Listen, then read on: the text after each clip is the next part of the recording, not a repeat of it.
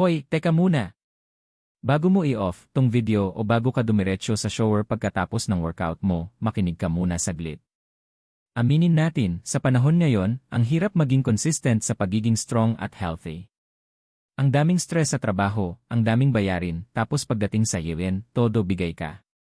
Kasi gusto natin ng resulta, di ba? Gusto nating magbawas ng taba, gusto nating magka-muscle. Pero alam mo ba kung saan madalas nagkakamali ang marami? Doon sa huling 5 minuto. Pagkatapos ng huling set, pack up agad. No stretching, no cool down.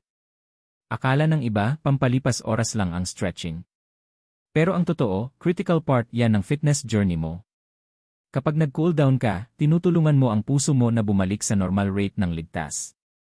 Mas napapadaloy mo rin ang nutrients sa mga napagod mong muscles para mas mabilis silang mag-recover at lumaki. Kaya ang simpleng tip ko sa iyo ngayon, huwag mong tipirin ang sarili mo sa huling 5 minuto. Mag-stretch ka ng hamstrings mo, ng dibdib mo, at ng likod mo. Isipin mo na investment yan para hindi ka parang robot na may rayuma bukas paggising mo. Kung sa tingin mo ay naliligaw ka pa rin kung paano ba talaga ang tamang workout, nutrition, at recovery para sa body goals mo, huwag kang mag-alala, hindi mo kailangang hulaan lahat. I'm here to help you.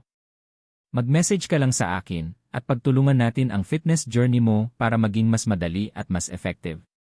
O paano, stretch ka muna ha. See you sa next workout. Tapos ka na magbuhat, pero bakit parang kulang? Aaminin ko, pagkatapos ng isang matinding workout, ang sarap lang humiga at uminom ng malamig na tubig. Tapos diretso ligo na.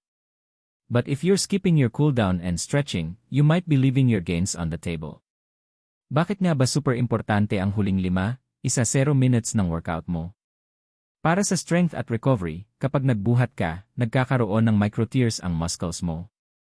Stretching helps improve blood flow, delivering nutrients para mas mabilis mag-repair at lumaki ang muscles mo.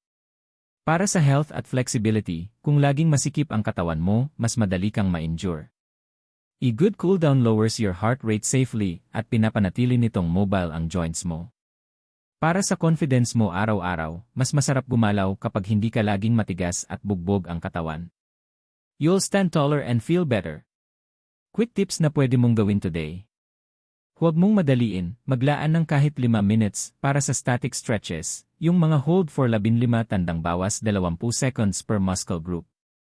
Huminga ng malalim, focus on deep belly breaths habang nag-stretch para ma-relax ang nervous system mo. Your workout isn't actually done until you cool down. Give your body the respect it deserves. Nahihirapan ka bang i-structure ang tamang workout at recovery plan para sa goals mo? Hit me up and let's go create a sustainable routine that fits your lifestyle.